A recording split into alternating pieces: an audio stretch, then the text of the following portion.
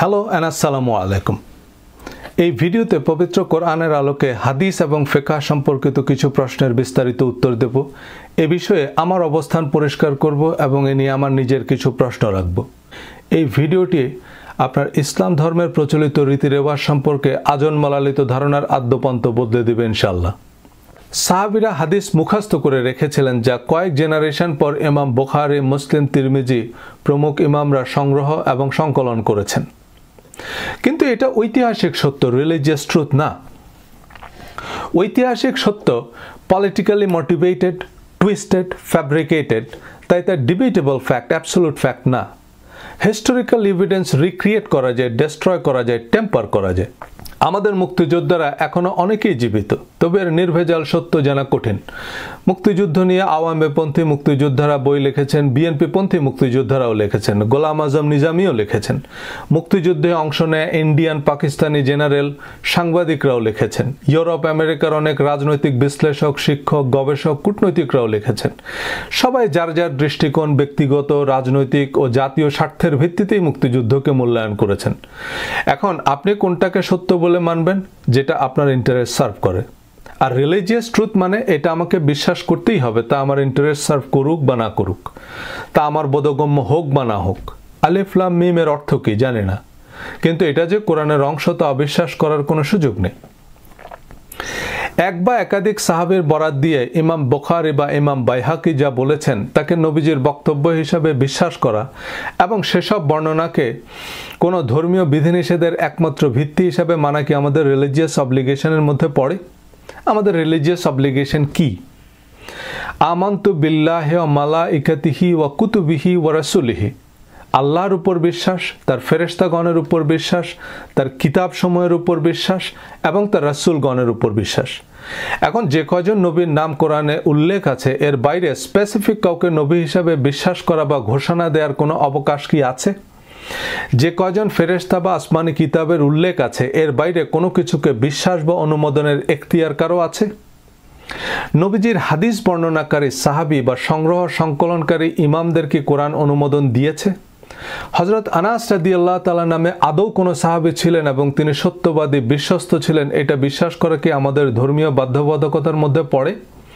তাহলে তো বলতে হবে আমানতু বিল্লাহি ওয়া মালাইকাতিহি ওয়া কুতুবিহি ওয়া রাসূলিহি ওয়া আসহাবিহি ওয়া আবু হুরায়রা ওয়া ইমাম বুখারী ওয়া শাফিঈ ওয়া জাকির নায়েক ওয়া সজল ভাই আজমাইন।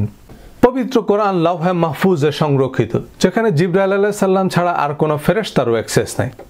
জিবরাইল আলাইহিস সালামই একমাত্র ওহীবাহক ফেরেশতা, যার উপাধি হচ্ছে জিবরাইল আমিন। আমিন অর্থ সত্যবাদী, বিশ্বস্ত। অর্থাৎ আল্লাহ তার মেসেজ ক্যারি করার জন্য সবচেয়ে বিশ্বস্ত ফেরেশতাকে নির্বাচন করেছেন। আর মানুষের কাছে আল্লাহর মেসেজ পৌঁছে দেওয়ার জন্য একমাত্র মেসেঞ্জার অফ গড হচ্ছেন প্রফেট সাল্লাল্লাহু আলাইহি সাল্লাম। কখনো কি এমন হয়েছে যে নবীজি ঘুমাচ্ছিলেন, অসুস্থ বা ব্যস্ত ছিলেন, তো জিবরাইল মেসেজটা হযরত আয়েশা, হযরত আবু বকর বা আবু হুরায়রা রাদিয়াল্লাহু তাআলা আনহুর কাছে দিয়ে গেছেন? কোরআনের কোনো আয়াত কি হযরত আবু হুরায়রা বা হযরত ওমর রাদিয়াল্লাহু তাআলা আনহু থেকে বর্ণিত? না।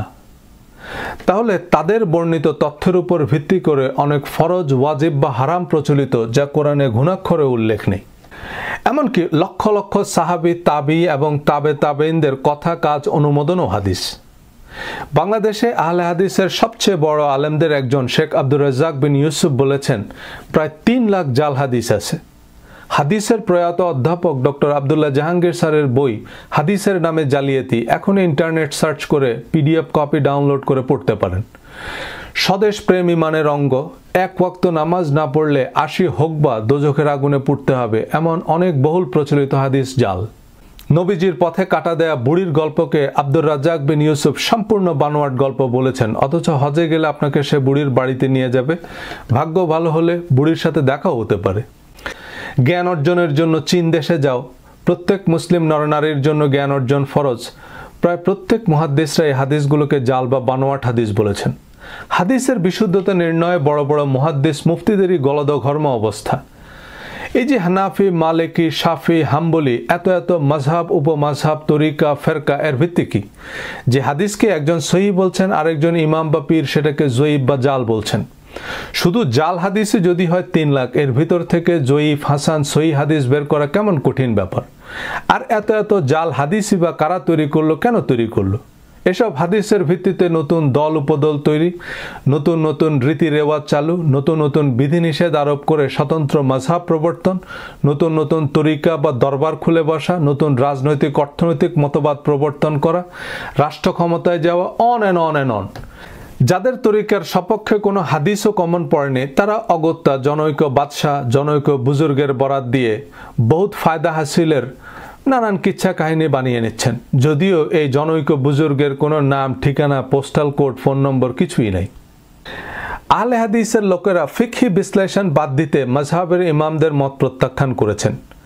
তারা কেবল কোরআন ও হাদিস পালনের পক্ষপাতী। কিন্তু আহলে হাদিসের সবচেয়ে বড় 3 জন পণ্ডিত, নাসিরউদ্দিন আলবানী, আব্দুল্লাহ ইবনে উসাইমিন, আব্দুল আজিজ ইবনে বাজ, এদের মধ্যে কমপক্ষে 400 বিষয়ে মত পার্থক্য আছে। এর কারণ কি? ওই যে হাদিস কোনটা সহি, কোনটা জাল। নবীজির ইন্তেকালের পর মুসলিম বিশ্বের ক্ষমতা ও আধিপত্য নিয়ে অভ্যুত্থান পাল্টা অভ্যুত্থান বিষয়ক ইসলামের ইতিহাসে বহুমুখী বর্ণনা আছে।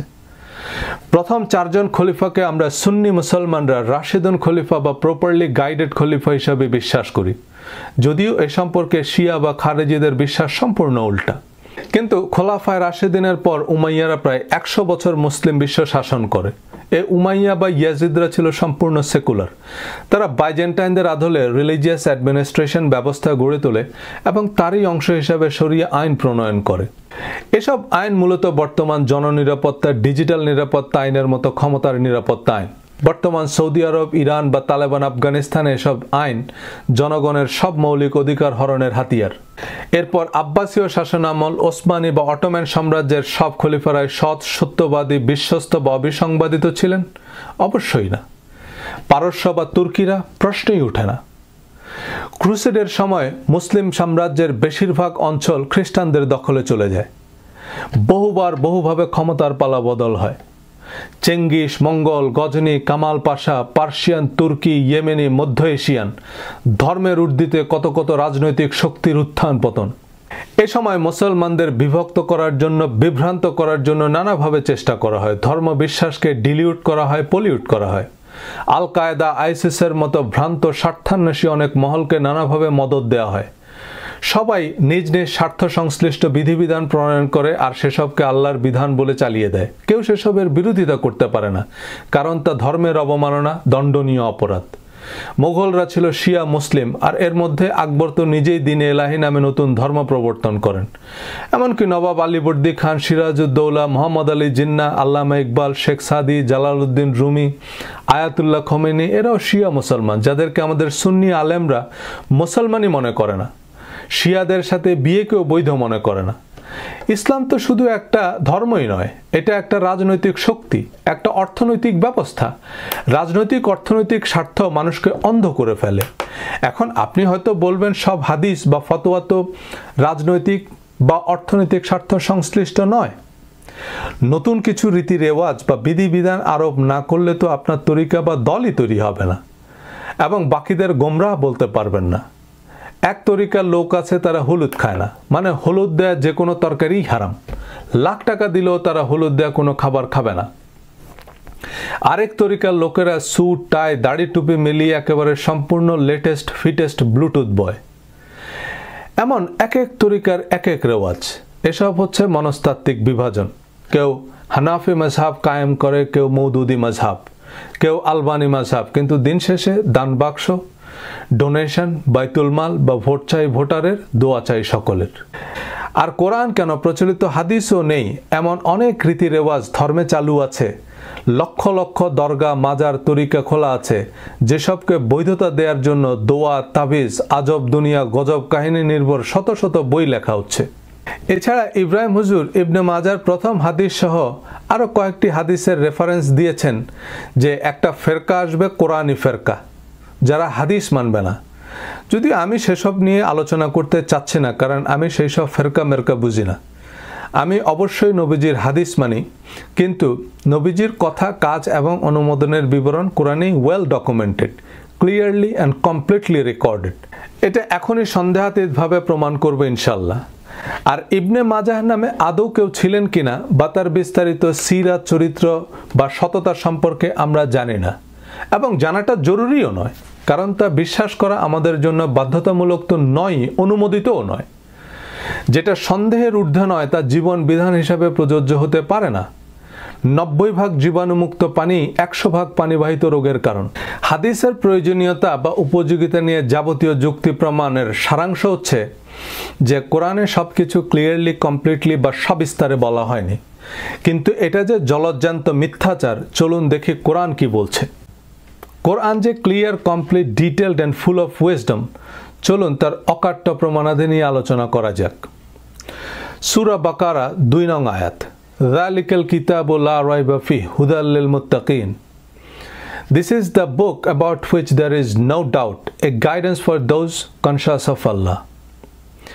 এই হচ্ছে সেই কিতাব যাতে বিন্দুমাত্র সন্দেহ নাই, মুত্তাকি বা আল্লাহর প্রিয় ভাজনদের জন্য হেদায়া বা গাইডেন্স।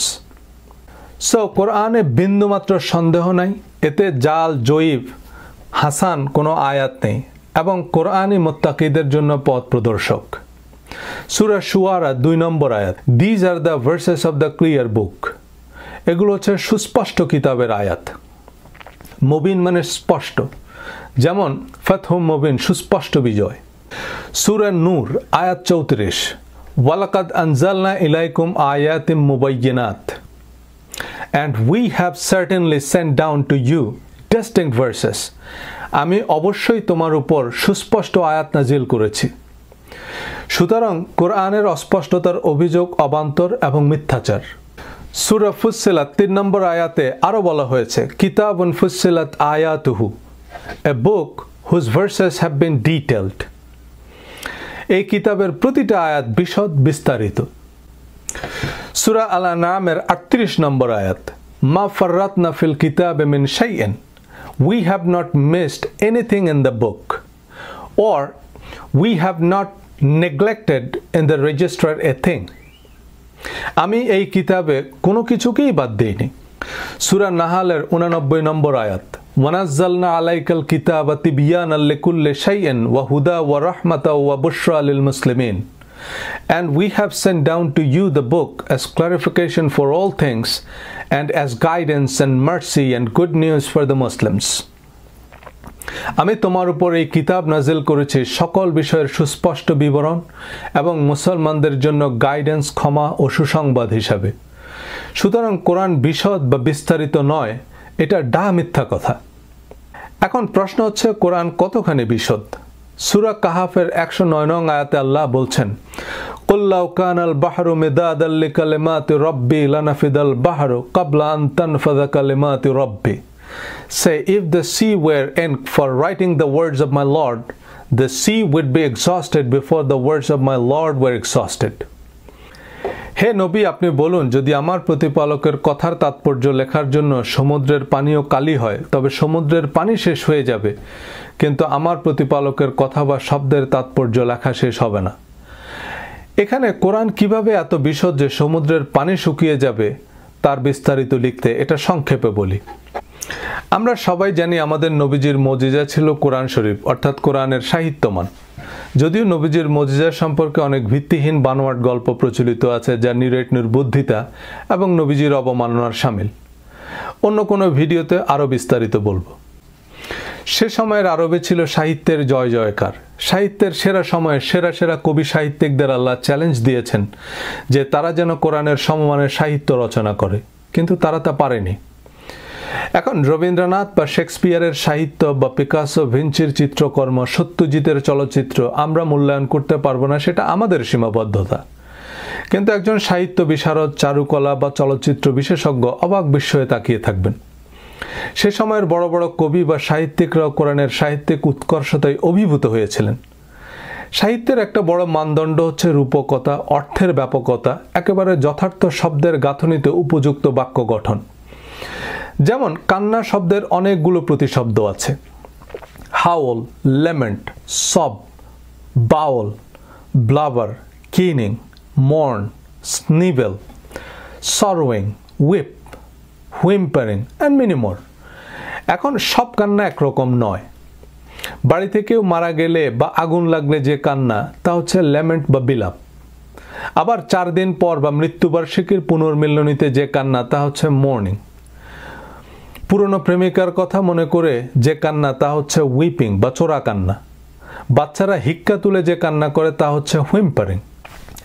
এখন একজন সাহিত্যিক জানে কোথায় কোন শব্দটা প্রয়োগ করতে হবে। সব জায়গায় ক্রাই শব্দটা ব্যবহার করলে আমরা কিভাবে বুঝবো যে উনি কোন কান্না বোঝাচ্ছে?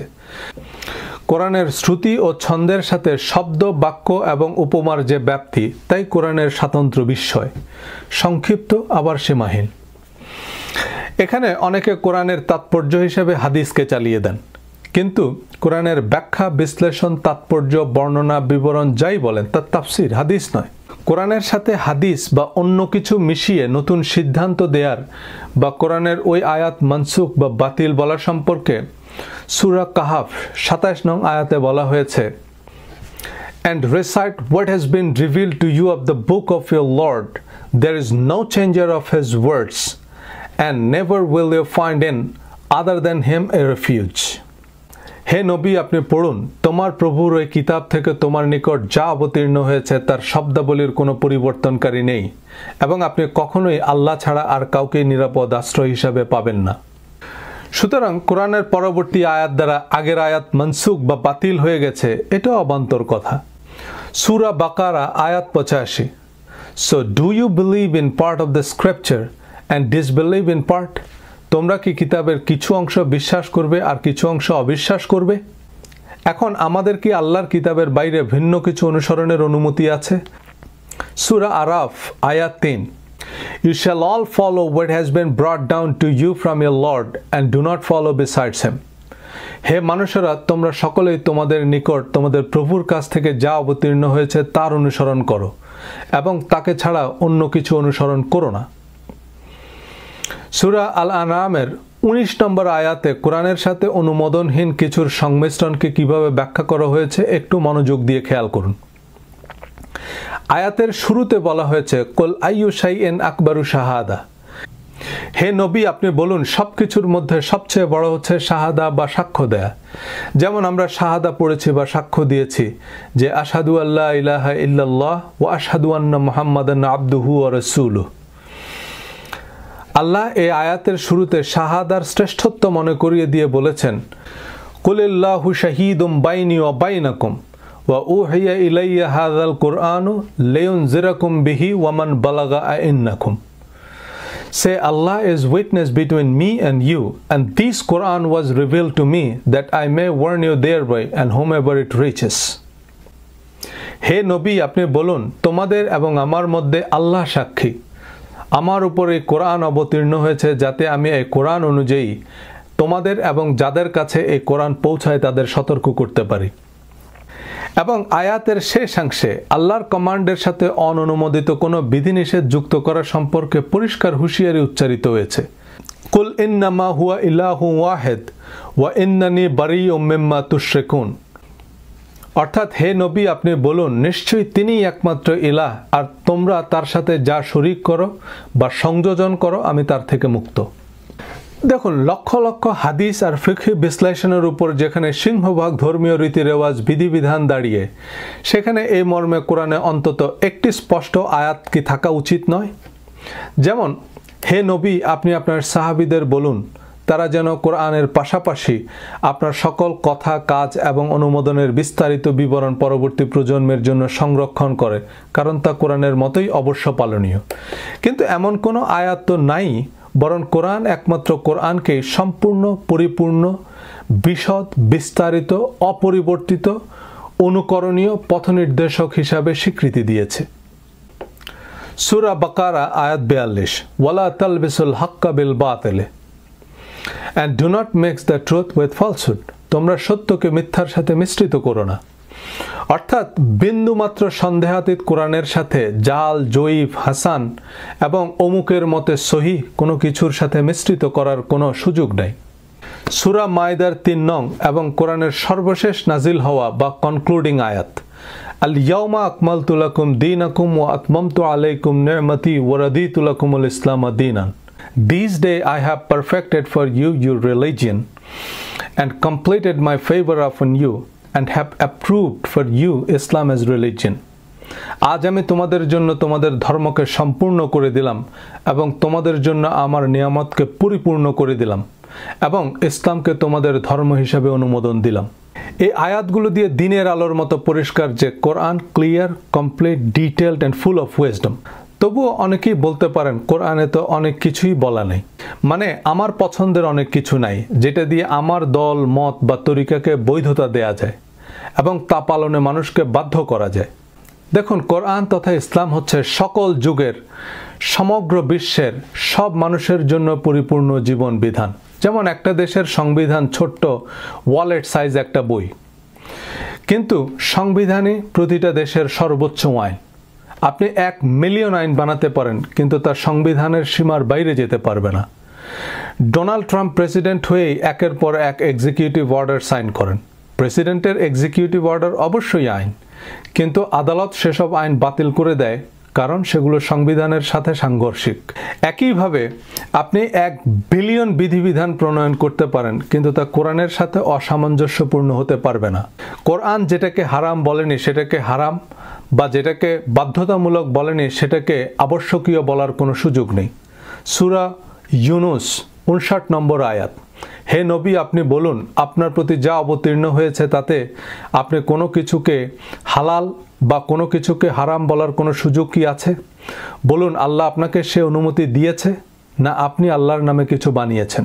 আপনি কোরআনের বহির্ভূত যাবতীয় রীতি রেওয়াজ ধর্ম থেকে বাদ দিলে ধর্ম বিরোধী প্রায় সব অভিযোগই ভিত্তিহীন হয়ে পড়বে, কারণ যারা ধর্মের সমালোচনা করছে তারা মূলত ধর্মের নামে যেসব প্রচলিত চর্চা তারই সমালোচনা করছে। আপনি অবশ্যই দাড়ি রাখতে পারেন, দাড়ি পুরুষের সৌন্দর্য, ব্যক্তিত্বের প্রতীক। দাড়ি রাখতে কোরআনে নিষেধ করা হয়নি।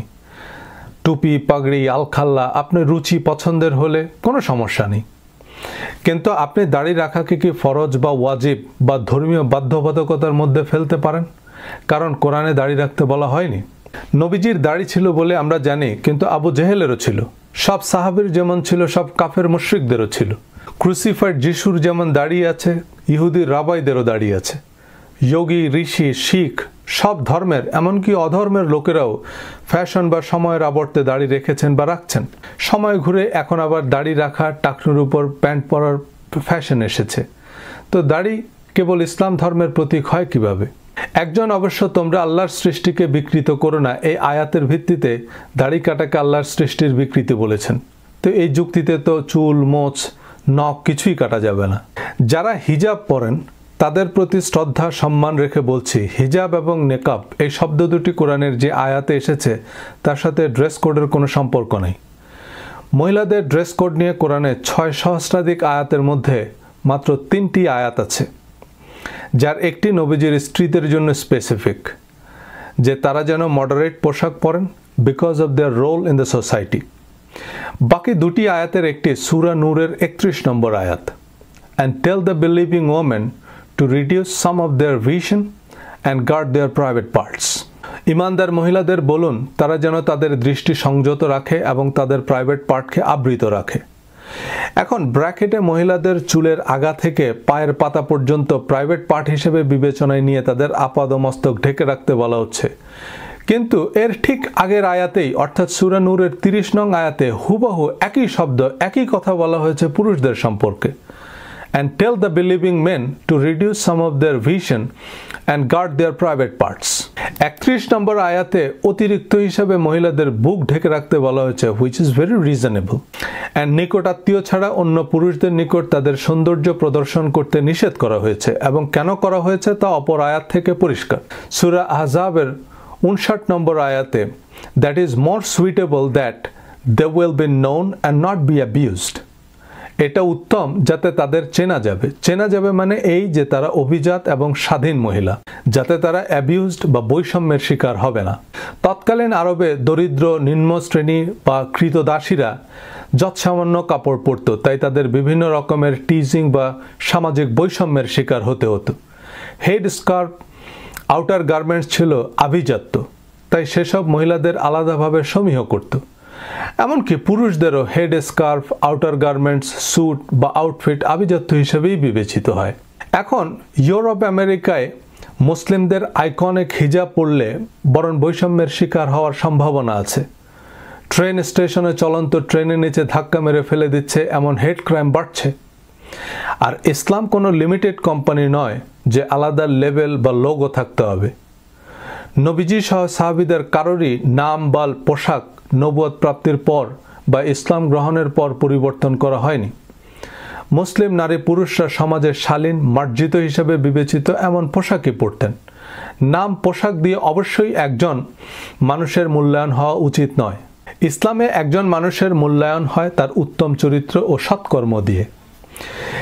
যাই হোক, ঐতিহাসিক প্রেক্ষাপট বিবেচনায় না নিলেও এই দুইটি আয়াতে মহিলাদের পোশাকের যে গাইডলাইন তা সাধারণ সামাজিক বিধান হিসাবে দেয়া হয়েছে, অর্থাৎ সমাজে গ্রহণযোগ্য, রুচিশীল বা অভিজাত পোশাক। আমি রেফারেন্স দিয়েছি, আপনারা বিস্তারিত চেক করে দেখবেন। এই আয়াতগুলোতে ফরজ, হারাম, পাপ, পুণ্য, পানিশমেন্ট, রিওয়ার্ড, বেহেশত, দোজখ এমন কোনো শব্দ নেই। সূরা নূরের 31 নম্বর আয়াতের শেষাংশ মুমিনুন মানে ইমানদার নারী পুরুষ উভয়কেই উদ্দেশ্য করা হয়েছে। কোরআন যেসব জিনিসকে হারাম বা ফরজ করেছে সে সম্পর্কে স্পষ্ট করে হুররিমাত আলাইকুম তোমাদের উপর হারাম করা হয়েছে, বা ওহাররামার রিবা সুদকে হারাম করা হয়েছে, বা কুতিবা আলাইকুম সিয়াম তোমাদের উপর রোজাকে বিধিবদ্ধ বা ফরজ করা হয়েছে, এমন শব্দ ব্যবহৃত হয়েছে। এছাড়া যেগুলো শাস্তিযোগ্য অপরাধ সেখানে পাপ কাজ, ঘৃণ্য শয়তানের কাজ, যন্ত্রণাদায়ক শাস্তি, অপমানজনক শাস্তি, জ্বলন্ত অগ্নিকুণ্ডে নিক্ষেপ করা এই জাতীয় শব্দ ব্যবহার করা হয়েছে। আমেলা সলেহান বা সৎকর্মের ক্ষেত্রে জান্নাত, প্রভুর কাছ থেকে পুরস্কৃত হওয়া, উত্তম প্রতিদান এমন শব্দ ব্যবহার করা হয়েছে। সূরা ইউনুস আয়াত 59, হে নবী আপনি বলুন আপনার প্রতি যা অবতীর্ণ হয়েছে তাতে আপনি কোনো কিছুকে হালাল এবং কোনো কিছুকে হারাম বলার কোনো সুযোগ আছে? বলুন আল্লাহ আপনাকে সে অনুমতি দিয়েছে, না আপনি আল্লাহর নামে কিছু বানিয়েছেন? সুতরাং কোরআন যা হারাম বলেনি তা হারাম বলার কোনো অবকাশ নবীকেও দেওয়া হয়নি। কোরআনে 14টি জিনিস হারাম বলা হয়েছে, পরবর্তী কোনো ভিডিওতে তা বিস্তারিত আলোচনা করব। তবে আমাদের বেশিরভাগ ধর্মপ্রাণ মুসলমান ভাই বোন খুবই আশাহত হবেন বেহেশত, দোজখ বা শাস্তি বা পুরস্কারের সাথে সম্পর্কিত কার্যক্রমের তালিকা দেখলে, কারণ তারা দিনভর বেহেশতের চাবি বানানোর বা দোজখের আগুন নেভানোর জন্য যা যা করেন তার বেশিরভাগই সিলেবাসের বাইরের জিনিস যা পরীক্ষায় আসবে না, এবং সে চাবি দিয়ে বেহেশতের দুয়ার খুলবে না। জান্নাত ও সৎকর্ম নিয়ে আরেকটি ভিডিওতে বিস্তারিত কথা বলবো।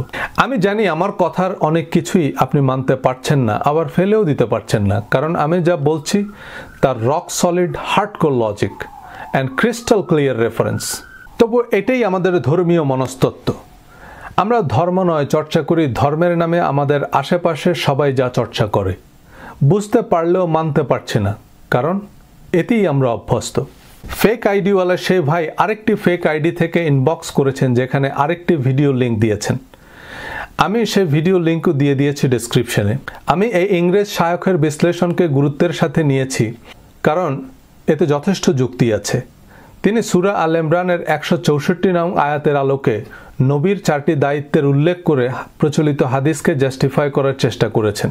Certainly did Allah confer great favor upon the believers when He sent among them a messenger from themselves, reciting to them His verses and purifying them and teaching them the book and wisdom. এই আয়াতের আলোকে নবীর যে 4টি দায়িত্ব: 1.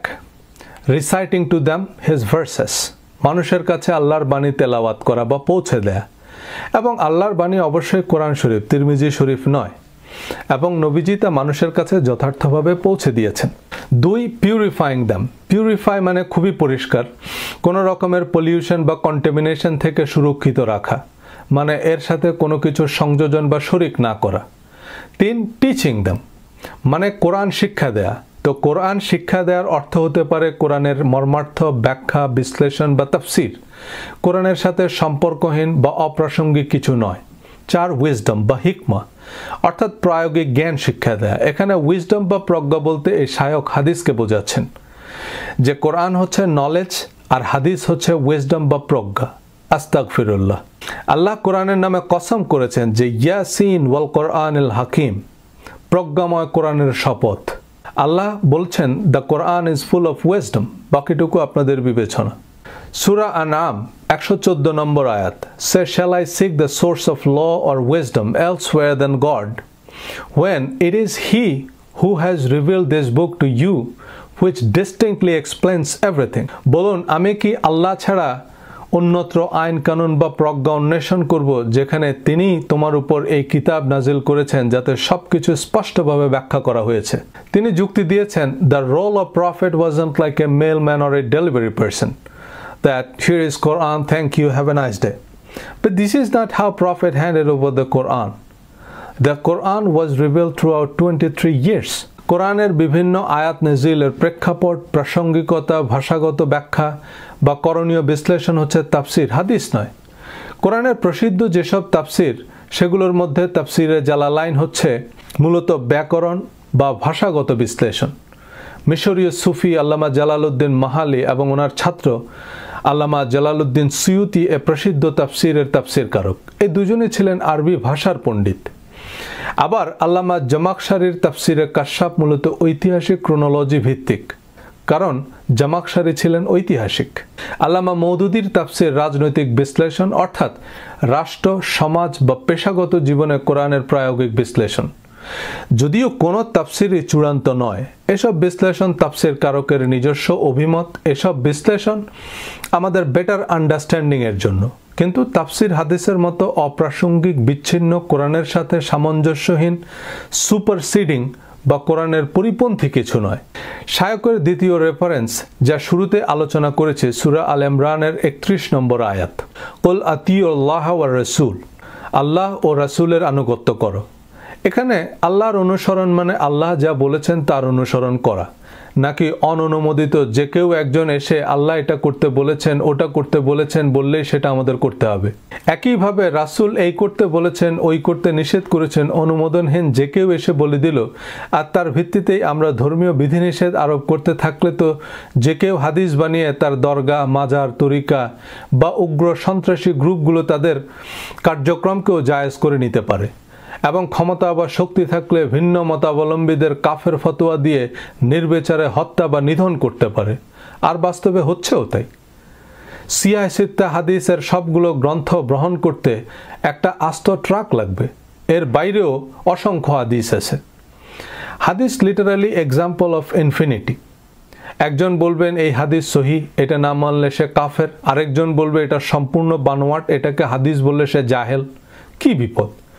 শেষ পর্যন্ত আমার হুজুর, পীর বা ইমাম যেটাকে সহি বলবে সেটাই আমার কাছে সহি। তবে হ্যাঁ, বহুমুখী বিচার বিশ্লেষণের পর যে হাদিসগুলো সর্বসম্মতিক্রমে সহি বিবেচিত এবং কোরআনের সাথে সঙ্গতিপূর্ণ, সেসব হাদিসকে আমরা সাধারণ তথ্য বা ঐতিহাসিক সত্য হিসেবে মানতে পারি।